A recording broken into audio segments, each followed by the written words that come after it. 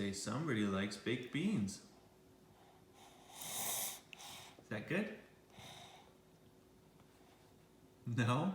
But you're gonna keep eating them, aren't you? Yeah. And breakfast is life, hey? Well, by now you've probably heard the unfortunate news from last night that Leicester, our ram, passed away. So it was a pretty tough day for me yesterday.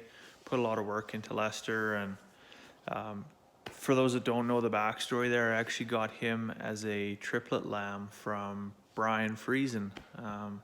He had a Suffolk ewe that had triplets, and so the ewe was Lucille, and then so there was Leicester and Norma and Olive. They were the triplets, and originally I didn't intend to keep Leicester. I wasn't really sure because I already had Mr. Nottingham and we had Cheltenham, and so really didn't need a third ram. And as it turned out, Cheltenham was a very aggressive ram. We purchased him from a Willoughview sale in the spring, and we couldn't keep him in a fence. Couldn't go in the pen with him because you'd be annihilated. So long story short, towards the end of the year, we decided that Cheltenham had to go, and we were going to keep Leicester as part of our breeding stock for the year. And so we did actually get him to breed our ewes, and so we're waiting to see actually what we get for lambs out of Leicester for this year.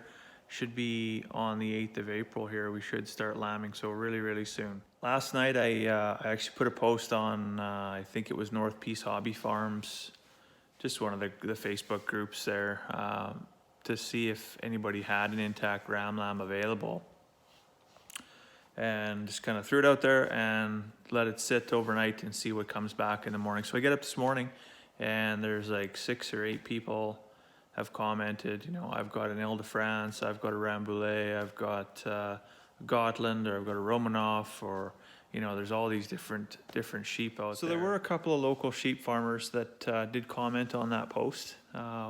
One of the ladies had South Down baby doll ram lambs, which they're literally the cutest sheep on the planet. So if you haven't seen one of those, just go and Google it. It'll blow your mind how cute they are.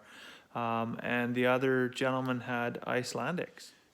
And the Icelandics, they're another fantastic looking meat and wool breed as well. So in the next couple weeks, we will be looking to acquire a new ram, bring him to the farm, get him accustomed, and then start working with him, just so that, you know, we can actually handle the ram and not deal with rambunctiousness, no pun intended. Well, it's an absolute whiteout here again today. Probably not going to get much accomplished. Just going to go get our eggs, see how the chickens are doing. So you can see the trough style feeder, sound concept, but anything they don't eat just kind of gets frozen in the bottom, and then it's tough to get it dug out there the next day. Hey June, how are you? Come for a visit? I'm not going to rule this one out for summertime. This might still be a viable option, but for now it's definitely presenting us with another challenge. You can see Doris there is eating quite well, so we know she recovered really well from her beak trimming. She's not quite as ugly as she was before, but still pretty ugly. It's alright, Doris, we still love you. Hopefully in a couple weeks we won't need one of these. We actually mix, so there's 3 gallons of water and then 3 tablespoons of apple cider vinegar in here. So that's a tip we got off of the internet, so you know it's got to be good, right? They sure do like that fermented feed.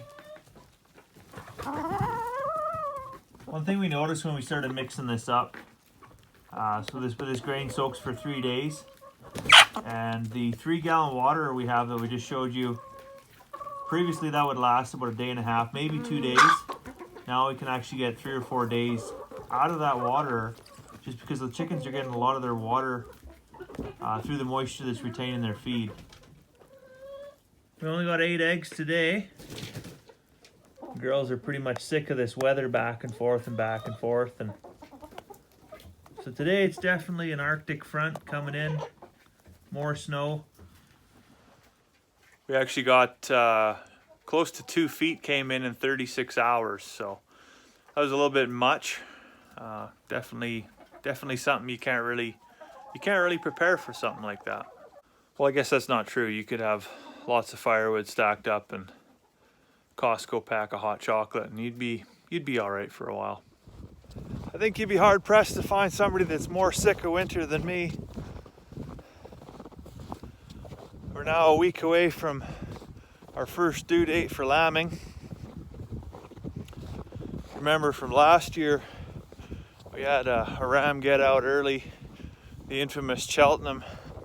So we had some February births, and at that time I think it was minus 28 or 29. So we made a conscientious decision this year we were going to lamb a little bit later, thinking that first week to middle of April we'd be in pretty good shape. But we certainly weren't banking on having to hike through 2 feet of snow and drifts as high as the sheep shelter in order to get it done. Just dropped my phone in the snow. That's super good for it. Hey girl, are you warm enough?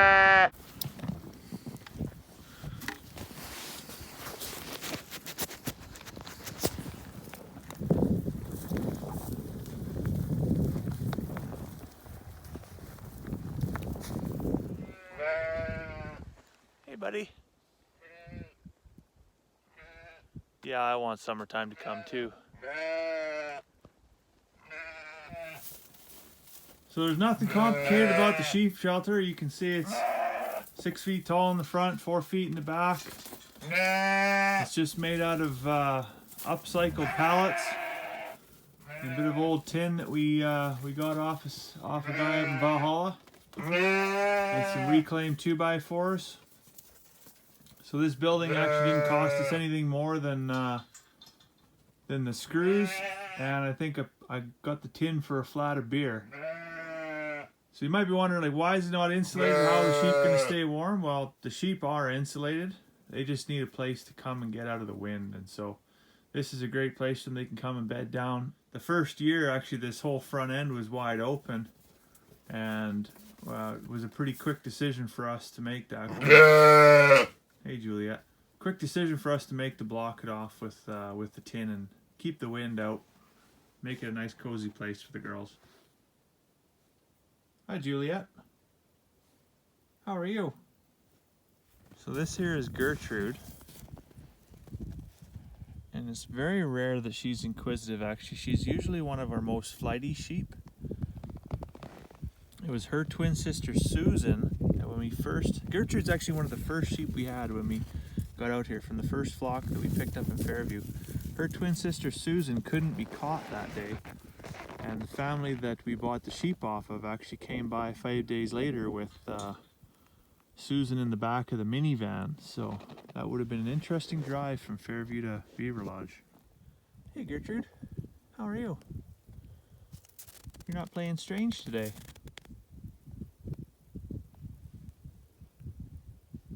You're a pretty girl, aren't you?